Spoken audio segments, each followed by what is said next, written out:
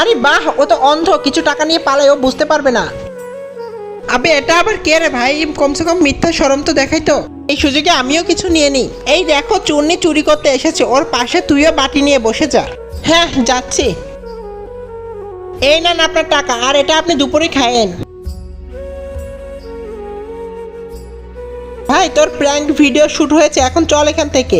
প্রথমে দোকান থেকে ভালো কাপড় নিব। এটা অনেক দামি, জাস্ট লাইক তোমার ক্ষমতার বাইরে। আমার এটাই পছন্দ।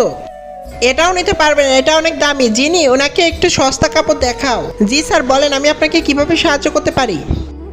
আমি এটা নিব। আরে আমার টাকা তো বাইরে রেখে আসছি, আমি যেয়ে নিয়ে আসছি। মাত্র 5 মিনিট লাগবে। ওকে যান। কাপড় পরে নষ্ট করেছে, এখন বাহানা করছো? আমি এটা নষ্ট করিনি তো। প্রথমেই তোর উপর নজর ছিল আমার, ছিঁড়েছিস না কাপড়। এটা আমি করিনি। টাকা আনার চক্করে ভাগবে তুমি। বিশ্বাস না হয় আমার গাড়ির চাবি রেখে দেন। এটা নকল। আমার মোবাইলটা তো দেন। মোবাইল নিয়ে পালালে তো ওর জুতোটাও রেখে দাও। আমাদের স্যার কোথায়? আপনি এখানে কিভাবে ম্যানেজার? সর সামনে থেকে। সরি স্যার, একটু লেট হলো। তুই এক্ষুনি এই মেয়েটাকে বের কর।